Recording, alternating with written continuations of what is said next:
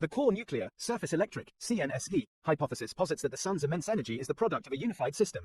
The sun's ultimate power source is nuclear fusion in its core, but the energy we see at its surface, like light and heat, is a result of powerful electromagnetic processes driven by that core energy.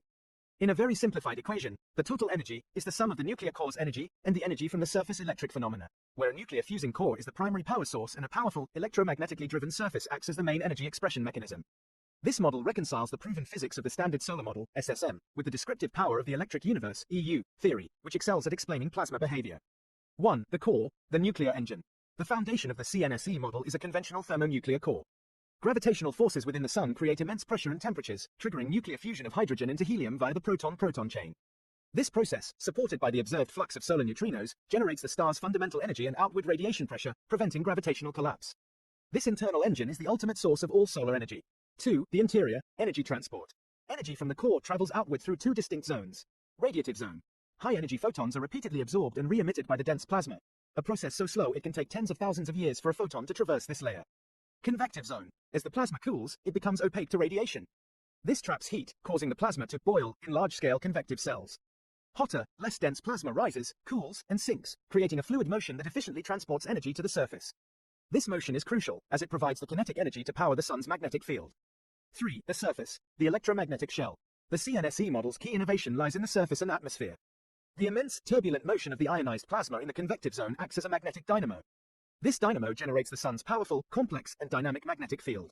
This field is the foundation of the CNSE's electric shell. The energy from the core is not simply radiated away but is converted into stored magnetic energy. This stored energy is released through highly energetic electromagnetic events, which explains the sun's dynamic behavior. This process directly solves the coronal heating problem. Magnetic reconnection. The rapid snapping and realignment of tangled magnetic field lines releases immense amounts of energy, heating the coronal plasma to millions of degrees. These events range from large-scale solar flares to tiny, continuous nanoflares that constantly pump heat into the corona. Plasma discharge. The sun's surface acts as an anode, as proposed by the EU, but this electrical activity is not externally powered. Instead, it is an internal electric discharge that is continuously fed by the core's nuclear energy. The sun's net positive charge, due to escaping electrons in the solar wind, creates an electric field that extends far into space, shaping the heliosphere.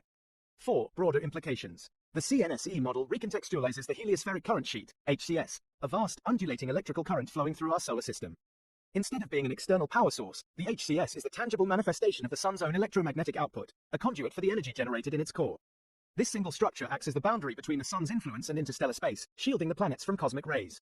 In this unified model, gravity and nuclear forces govern the star's existence and energy generation, while electromagnetism is the primary mechanism for expressing and transferring that energy to its outer layers and the surrounding cosmos. It provides a causal chain for solar phenomena, core fusion, convective dynamo, electromagnetic reconnection, solar atmosphere, and heliosphere.